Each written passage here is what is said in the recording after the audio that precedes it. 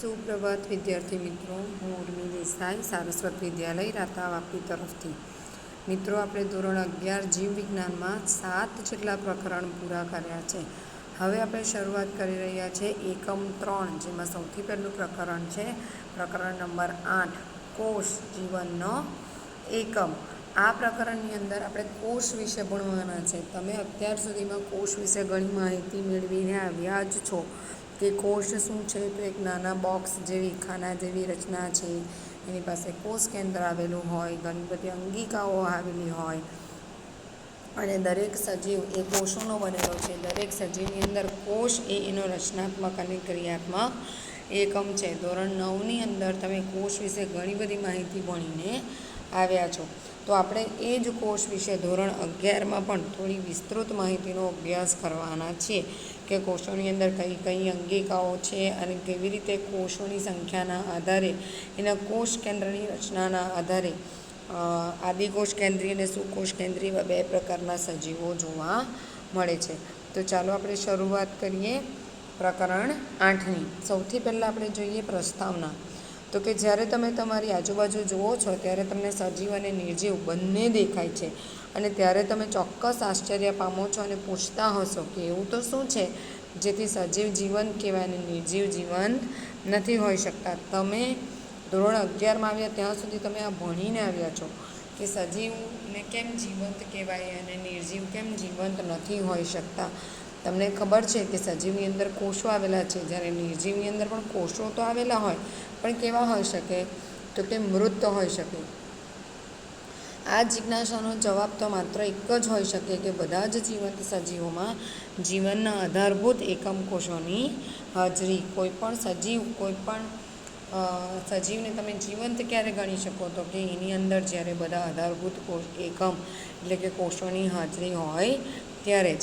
બધા સજીવો કોષોથી બનેલા હોય છે, જેમાં કેટલાક એક કોષમાંથી બનેલા હોય છે તેઓને એક કોષી સજીવ કહેવાય, જ્યારે બીજા આપણા જેવા સજીવ જે એક કરતાં વધારે કોષોના બનેલા હોય તેને બહુકોષી સજીવ કહેવાય. આપણે પ્રકરણ 4 પ્રાણી સૃષ્ટિનો અભ્યાસ કર્યો, પ્રકરણ 3 વનસ્પતિ સૃષ્ટિનો અભ્યાસ કર્યો. એમાં એક કોષી અને બહુકોષી એટલે શું એ આપણે ભણીને જ આવ્યા છે. હવે સૌથી પહેલાં આપણે વાત કરીશું કોષ એટલે શું. તમે અત્યાર સુધી 8, 9, 10માં એવું ભણીને આવ્યા કોષ એટલે ચોરસ ખાના જેવી રચના જે સજીવની અંદર રચનાત્મક અને ક્રિયાત્મક એકમ તરીકે વર્તે છે. હવે રચનાત્મક અને ક્રિયાત્મક એકમ એટલે શું? તો કે કોષોના ભેગા થવાના કારણે શરીરની રચના બને છે, બરાબર? એટલે એ રચનાત્મક એકમ. અને એ જ કોષો કાર્ય કરે એટલે આપણું શરીર કાર્ય કરી શકે છે, એટલે એ ક્રિયાત્મક એકમ. તો એન્ટોની વેન લ્યુવેનહોક નામના જે વૈજ્ઞાનિક હતા એમણે સૌ પ્રથમ જીવંત કોષનું વર્ણન કર્યું હતું અને ત્યારબાદ રોબર્ટ બ્રાઉન નામના વૈજ્ઞાનિક આવ્યા હતા જેમણે કોષ કેન્દ્રની શોધ કરી હતી. તો ચાલો આપણે જોઈએ કોષ એટલે શું. તો કે એક કોષી સજીવો સ્વતંત્ર અસ્તિત્વ ધરાવે છે અને જીવનના બધા જ આવશ્યક કાર્યો કરવા માટે સક્ષમ હોય છે. કોષની સંપૂર્ણ રચના વગર કોઈનું પણ સ્વતંત્ર જીવન અસ્તિત્વ ધરાવી શકતું નથી. કોષની રચના હશે તો જ કોઈ પણ સજીવ એ પોતાના જીવનનું અસ્તિત્વ ધરાવી શકે છે. આ કારણસર બધા સજીવ માટે કોષ જ મૂળભૂત રીતે રચનાત્મક અને ક્રિયાત્મક એકમ હોય છે. એન્ટોની વેન લ્યુવેનહોક, તમારે આ વૈજ્ઞાનિકનું નામ યાદ રાખવાનું છે. એન્ટોની વેન લ્યુવેનહોકે સૌ પ્રથમ જીવંત કોષને જોયા અને તેનું વર્ણન કર્યું. ત્યારબાદ રોબર્ટ બ્રાઉને કોષ કેન્દ્રની શોધ કરી. સૂક્ષ્મદર્શક યંત્રની શોધ અને તેમાં સુધારો થયો અને ઇલેક્ટ્રોન માઇક્રોસ્કોપ દ્વારા કોષની વિસ્તૃત સંરચનાનો અભ્યાસ શક્ય બન્યો. એન્ટોની વેન લ્યુવેનહોક નામના વૈજ્ઞાનિકે સૌ પ્રથમ કોષ જેવી રચના જોઈ. ત્યારબાદ રોબર્ટ હુક આવ્યા હતા. રોબર્ટ હુક આપણે આગળ જોઈશું તો કદાચ આવશે તમારા પ્રકરણમાં, પણ ધોરણ 9માં આવી ગયું છે કે રોબર્ટ હુકે ઓકના વૃક્ષની છાલમાં સૌપ્રથમ ખાના જેવી, એન્ટોની વેન લ્યુવેનહોક પછી રોબર્ટ હુક આવ્યા, એણે ઓકના વૃક્ષની છાલમાં ખાનાઓ જેવી રચના જોઈ અને નામ આપ્યું તેને કોષ. ત્યાર પછી રોબર્ટ બ્રાઉન નામના વૈજ્ઞાનિક આવ્યા અને રોબર્ટ બ્રાઉને કોષની અંદર કોઈ ગોળાકાર રચના છે એવું શોધ્યું અને એને નામ આપ્યું કોષ કેન્દ્ર. ત્યાર પછી સૂક્ષ્મદર્શક યંત્ર એટલે કે માઇક્રોસ્કોપની શોધ થઈ અને કોષની અંદર ઘણી બધી સંરચનાઓનો આપણે અભ્યાસ કરી શકીએ, એટલે કે કોષનો આપણે વિસ્તૃત અભ્યાસ કર્યો. ત્યાર પછી કોષવાદ આપવામાં આવ્યો. હવે કોષવાદ એટલે શું? વાદ એટલે થિયરી. તો કે ભાઈ કોષ શું છે અને સજીવો કેવી રીતે બનેલા છે એની જે થિયરી આપવામાં આવી એને કહેવાય કોષવાદ. તો કે 1838માં જર્મનીના વનસ્પતિશાસ્ત્રી મેથ્યુસ સ્લીડન નામના વૈજ્ઞાનિક જર્મનીના વનસ્પતિશાસ્ત્રી હતા જેનું નામ હતું મેથ્યુસ સ્લીડન. તો આ મેથ્યુસ સ્લીડન નામના વૈજ્ઞાનિકે ઘણી બધી વનસ્પતિઓના છેદ લીધા અને એનો અભ્યાસ કર્યો અને કીધું કે બધી જ વનસ્પતિ કોષોની બનેલી છે અને વનસ્પતિઓમાં કોષો એ પેશીનું સર્જન કરે છે. ત્યારબાદ મેથ્યુસ સ્લીડન બાદ પ્રાણીશાસ્ત્રી જે બ્રિટિશના હતા જેનું નામ છે થિયોડર સ્વોન. એ થિયોડર સ્વોને પ્રાણીઓના શરીરના છેદ લીધા, પેશીઓનો અભ્યાસ કર્યો અને કીધું કે કોષની બહારની બાજુએ પ્રાણીઓના કોષોની અંદર એક પાતળું બાહ્ય પડ આવેલું છે જેને કોષરસ પટલ અથવા તો આપણે કોષરસ સ્તર તરીકે ઓળખાવીશું. ત્યારબાદ થિયોડર સ્વોને વનસ્પતિ પેશીઓના અભ્યાસ પરથી વર્ણવ્યું કે વનસ્પતિ દિવાલ એ વનસ્પતિ કોષોનું આગવું લક્ષણ છે. આના આધારે સ્વાને પ્રાણીઓ અને વનસ્પતિઓની શરીર રચના અને કોષની નિપજોની બનેલી છે તેવી પરિસંકલ્પના રજૂ કરી. થિયોડર અને સ્વાન બંને કોષની જે સંરચના છે એના ઉપર અભ્યાસ કરેલો, જેમાં મેથ્યુસ સ્લીડને ફક્ત વનસ્પતિ પર અભ્યાસ કરેલો, જ્યારે થિયોડર સ્વાને વનસ્પતિ અને પ્રાણી કોષ બંને ઉપર અભ્યાસ કરેલો.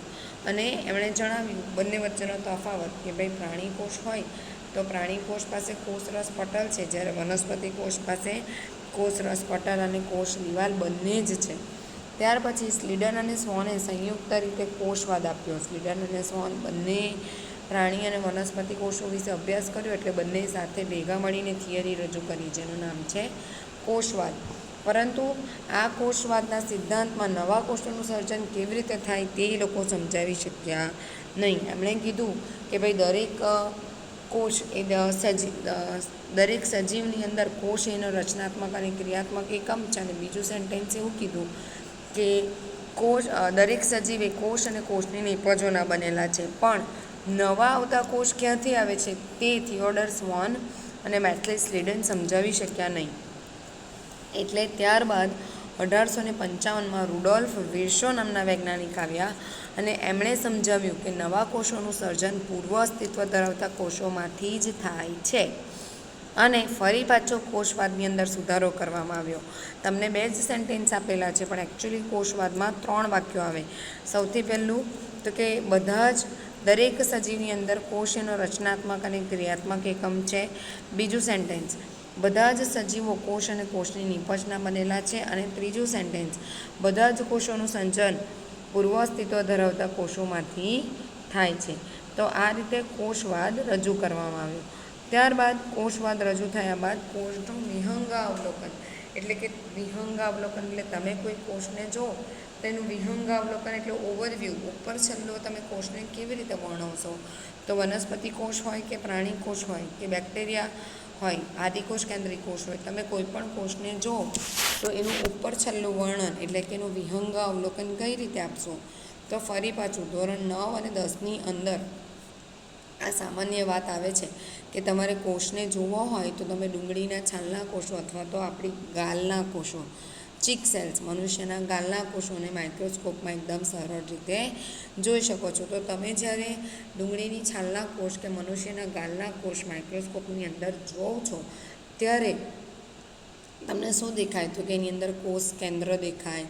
જો વનસ્પતિ કોષ હશે તો કોષરસ પટલ દેખાય, કોષ દિવાલ દેખાય. ફક્ત પ્રાણી કોષ હશે તો કોષ કેન્દ્ર અને કોષરસ પટલ દેખાશે. એ સિવાય આપણે કોષના કદ, એના આકાર એ વિશે પણ માહિતી મેળવી શકીએ છીએ. ત્યારબાદ આપણે કોષના વિહંગાવલોકનમાં કોઈ એક કોષને પર્ટિક્યુલરલી ફોકસ કરીએ અને ધ્યાનથી ચકાસીએ તો એની અંદર આપણે ઘણી બધી અંગિકાઓ પણ નિહાળી શકીએ છીએ.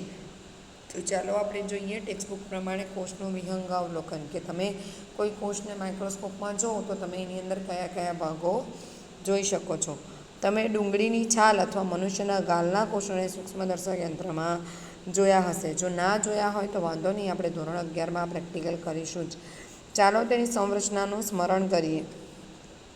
ડુંગળીનો કોષ એ લાક્ષણિક વનસ્પતિ કોષ છે, જેની સૌથી બહારની તરફ એક સ્પષ્ટ કોષ દિવાલ અને બરાબર તેની નીચે કોષરસ પટલ આવેલો હોય છે. તમે ડુંગળીનો કોષ માઇક્રોસ્કોપમાં જો તો એ એક લાક્ષણિક વનસ્પતિ કોષ છે કે જેની અંદર તમને કોષ દિવાલ અને કોષરસ પટલ દેખાશે. મનુષ્યના ગાલના કોષોની બહારની બાજુએ ફક્ત એક જ બાહ્ય પટલ જોવા મળે છે, જેને આપણે કોષરસ પટલ કહીશું. પ્રત્યેક કોષની અંદર સઘન પટલયુક્ત સંરચના જોવા મળે છે, જેને કોષ કેન્દ્ર કહેવાય છે. વનસ્પતિ કોષ હોય કે પ્રાણી કોષ હોય, બંનેની અંદર તમને કોષ કેન્દ્ર જોવા મળશે.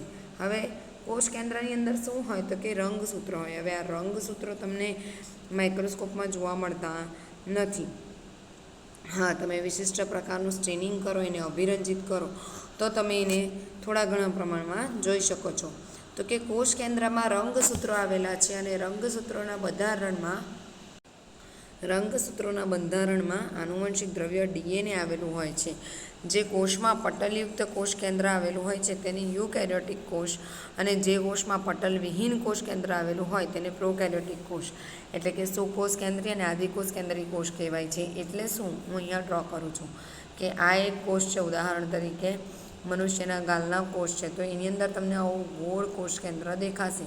તો આવું કોષ કેન્દ્ર કેમ દેખાય તો કે કોષ કેન્દ્રની આજુબાજુ પટલ આવેલું છે, એટલે જેની અંદર સુયોજિત કોષ કેન્દ્ર આવેલું હોય એને સુકોષ કેન્દ્રી કોષ એટલે કે યુકેરિયોટિક કોષ કહેવાય. જ્યારે આપણે બેક્ટેરિયાનો કોષ ડ્રો કરીએ તો એની અંદર એનું જનીનદ્રવ્ય આવી રીતે આવેલું છે, ગૂંચળામય સ્વરૂપે. એની આજુબાજુ કોષ કેન્દ્ર પટલ આવેલું નથી. તો આવા કોષોને આપણે આદિકોષ કેન્દ્રી કોષ અથવા તો પ્રોકેરિયોટિક કોષ કહીશું. ત્યારબાદ બંને આદિકોષ કેન્દ્રી કોષ તેમજ સુકોષ કેન્દ્રી કોષમાં અર્ધ તરલ આધારક જોવા મળે છે. અર્ધ તરલ આધારક એટલે કે એના કોષોની અંદર પ્રવાહી જોવા મળે છે. આ પ્રવાહીને કોષરસ કહેવાય છે, કોષનો કોષરસ.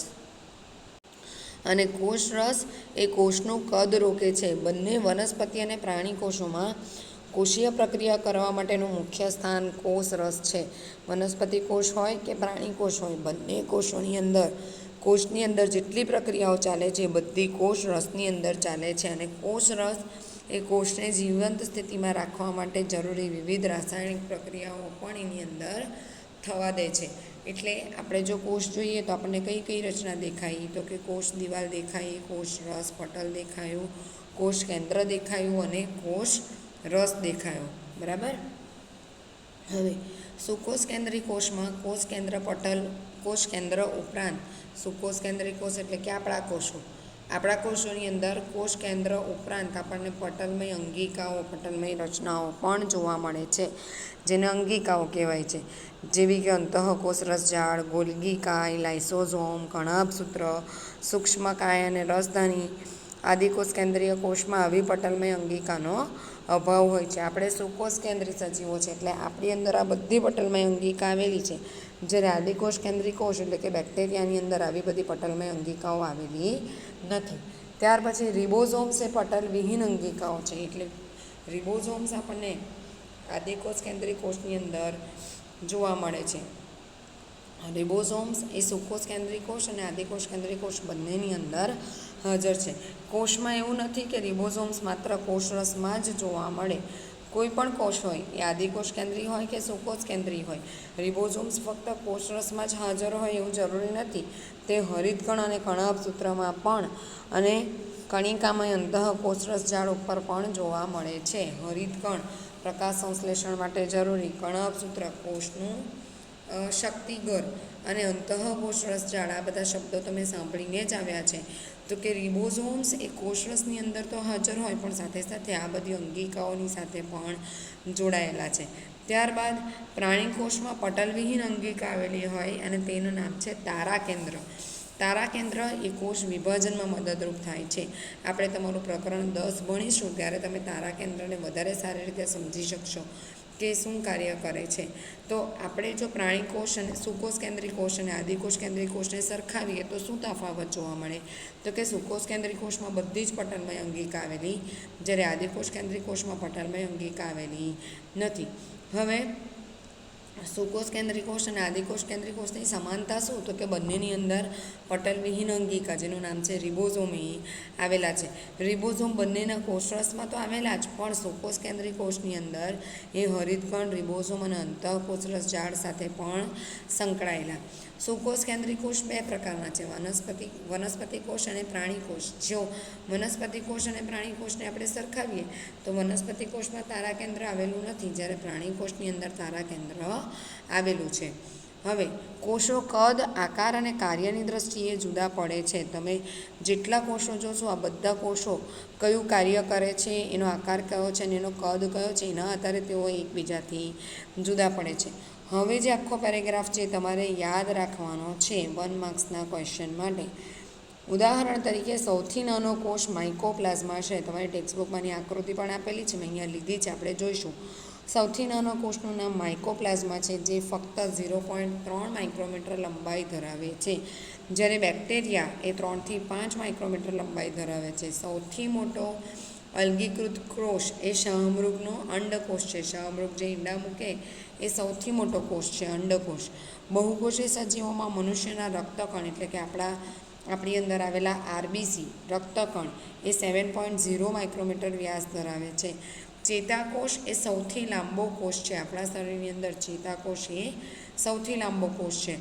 કોષોના આકારમાં પણ ખૂબ જ વિવિધતા જોવા મળે છે, જેવા કે બિંબાકાર, બહુકોણીય, સ્તંભાકાર, ઘનાકાર, તંતુમય કે અનિયમિત આકારના કોષો. તમને કોષના આકારમાં પણ વિવિધતા જોવા મળશે. બિંબ જેવા આકારના, બહુકોણીય આવી રીતે, આ બહુકોણીય, આ બિંબ આકારના, આ સ્તંભ આકારના, મોટા મોટા સ્તંભ હોય એવું, આ ઘનાકાર, આ તંતુમય કોષો, અને અનિયમિત આકાર, અમીબા છે એ અનિયમિત આકારનું છે. અનિયમિત આકારના કોષો, આવા ઘણા બધા આકારના કોષો આપણને જોવા મળી શકે છે અને એમના કદ, આકાર અને કાર્યમાં વિવિધતા જોવા મળે છે. કોષોનો આકાર કેમ આવો અલગ અલગ હોય? તો કે કોષોનો આકાર તેમના કાર્યોને અનુસરીને જુદો જુદો હોઈ શકે છે. આ આકૃતિની અંદર તમે જોઈ શકો છો અલગ અલગ પ્રકારના કોષો. આ રક્તકણ છે, આપણા પોલો ખરી છે બધાએ, પોલોનું જેવું સ્ટ્રક્ચર હોય ને તેવું આપણા રક્તકણોનું સ્ટ્રક્ચર છે. આ શ્વેતકણ છે, ડબલ્યુબીસી. આ સ્તંભીય અધિચ્છદ કોષો છે. આ આપણો ચેતાકોષ છે, જે સૌથી લાંબો કોષ છે. આ જલવહક છે અને આ મધ્યપર્ણ પેશીના કોષો છે. આ બે વનસ્પતિના કોષો છે, જે વનસ્પતિની અંદર જોવા મળે છે.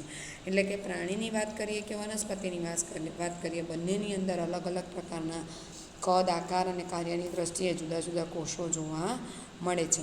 હવે આપણે સૌથી પહેલાં વાત કરીશું આદિકોષ કેન્દ્રીય કોષોની. આદિકોષ કેન્દ્રીય કોષો એટલે સામાન્ય રીતે યાદ રાખો બેક્ટેરિયા જે છે એ આદિકોષ કેન્દ્રીય કોષ છે. એની અંદર એનું કોષ કેન્દ્ર પટલમય રચનાથી આવરિત નથી, એટલે એને ન્યુક્લિયન કહેવાય.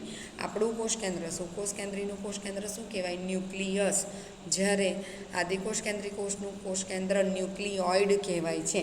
તો હવે આપણે સૌથી પહેલાં જોઈશું આદિકોષ કેન્દ્રી કોષો. બેક્ટેરિયા, નીલહરિત લીલ, માઇકોપ્લાઝમા, પીપીએલોનું પૂર્ણ નામ તમારે યાદ રાખવાનું છે, પ્લુરોન્યુમોનિયા લાઇક ઓર્ગેનિઝમ્સ. આ બધા સજીવો ભેગા મળીને આદિકોષ કેન્દ્રી કોષનું પ્રતિનિધિત્વ કરે છે. એટલે કે એ બધા આદિકોષ કેન્દ્રી કોષો છે. તેઓ નાના હોય છે અને સુકોષ કેન્દ્રી કોષ કરતાં ઝડપી વિભાજન પામે છે. આદિકોષ કેન્દ્રી કોષ મોટાભાગે એકકોષી જેવા જ હોય છે. મોટાભાગે આદિકોષ કેન્દ્રી કોષો સુકોષ કેન્દ્રી કોષ કરતાં કદમાં નાના હોય છે અને તેથી તેઓ ઝડપથી વિભાજન પામે. આનું એક બીજું પણ કારણ છે કે સુકોષ કેન્દ્રી કોષની અંદર ઘણી બધી અંગિકાઓ આવેલી, એટલે સુકોષ કેન્દ્રી કોષે એકમાંથી બે બનવું હોય તો એણે બધી અંગિકાઓને પણ ડબલ કરવી પડે. જ્યારે આદિકોષ કેન્દ્રી કોષમાં પટલમય અંગિકાઓનો અભાવ છે, એટલે અંગિકાઓ બહુ ઓછી છે, એટલે આદિકોષ કેન્દ્રી કોષ સુકોષ કેન્દ્રી કોષ કરતાં ઝડપી વિભાજન પામે છે અને તે કદ અને આકારમાં પણ ઘણી બધી વિભિન્નતા ધરાવે છે. આદિકોષ કેન્દ્રી કોષ એ ઘણી બધી વિભિન્નતા ધરાવે છે એના કદ અને આકારમાં.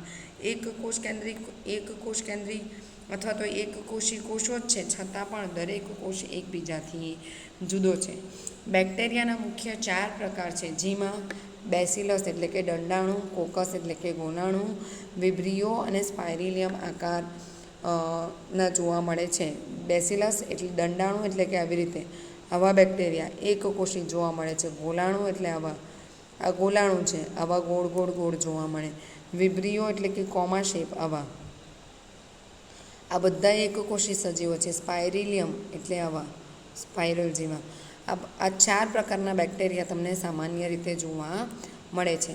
આદિકોષ કેન્દ્રીય કોષનું મૂળભૂત સંગઠન, તેમના કાર્યો અને આકાર વિભિન્ન હોવા છતાં સમાન હોય છે. એટલે શું?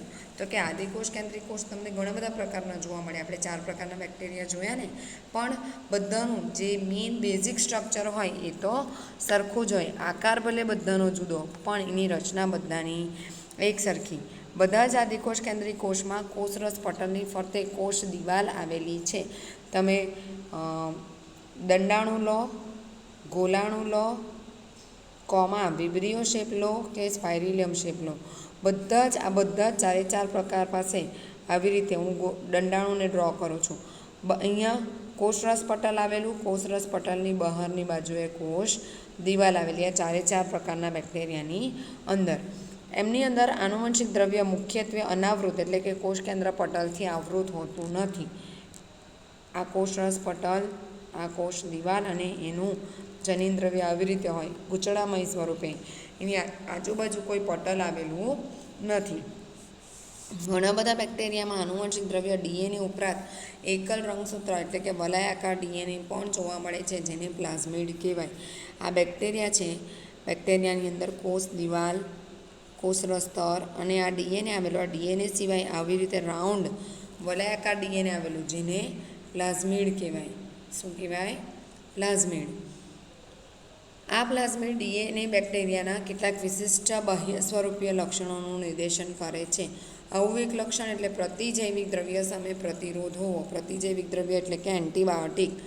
આદિકોષ કેન્દ્રીય કોષો પાસે જો પ્લાઝમિડ હોય તો એ એન્ટીબાયોટિક સામે પ્રતિરોધ દર્શાવે છે, રેઝિસ્ટન્સ દર્શાવે. ઉદાહરણ તરીકે અમીબા નામનું આદિકોષ કેન્દ્રીય કોષ છે, અથવા તો માની લો કે સાલ્મોનેલા ટાઇફી જે ટાઇફોઇડ કરે, એ બેક્ટેરિયા તમારા શરીરની અંદર દાખલ થયા છે, તમને ટાઇફોઇડ થયો, પણ એ ટાઇફોઇડના બેક્ટેરિયા પાસે પ્લાઝમિડ છે અને તમને ડૉક્ટર એન્ટીબાયોટિક દવા આપે છે, પણ તમને ટાઇફોઇડ સારો થતો નથી. કેમ? તો કે બેક્ટેરિયા પાસે તો આ પ્લાઝમિડ છે, એટલે તમારી દવાની સામે લડે છે અને મરી જતું નથી. તો આ પ્લાઝમિડ એ બેક્ટેરિયાને પ્રતિજૈવિક દ્રવ્યો સામે રક્ષણ મેળવવામાં મદદરૂપ થાય છે. ત્યાર પછી તમે આગળના ઉચ્ચ વર્ગમાં અભ્યાસ કરશો કે પ્લાઝમિડ ડીએનએ બેક્ટેરિયામાં બાહ્ય ડીએનએ સાથેના રૂપાંતરણને સંચાલિત કરે છે. એટલે કે પ્લાઝમિડની અંદર આપણે કોઈ બહારનું બીજું ડીએનએ પણ જોઈન્ટ કરી શકીએ છીએ. એ કન્સેપ્ટ તમે 12મામાં ભણશો. કોષ કેન્દ્ર પટલ માત્ર સુકોષ કેન્દ્રીય કોષોમાં જ જોવા મળે છે. કોષ કેન્દ્રની આજુબાજુ પટલ આવી રીતે કોષ છે, આ કોષ છે, અંદર કોષ કેન્દ્ર છે અને એની અંદર આવી રીતે આપણું ડીએનએ છે. તો આ કોષ કેન્દ્ર પટલ કહેવાશે, જે ફક્ત સુકોષ કેન્દ્રીય કોષમાં જ જોવા મળે છે. રિબોઝોમ્સ સિવાય આદિકોષ કેન્દ્રીય કોષમાં સુકોષ કેન્દ્રીય કોષ જેવી અંગિકાઓ જોવા મળતી નથી. આદિકોષ કેન્દ્રીય કોષ એટલે કે બેક્ટેરિયા, માઇકોપ્લાઝમા, બધાની અંદર ફક્ત રિબોઝોમ જ જોવા મળે.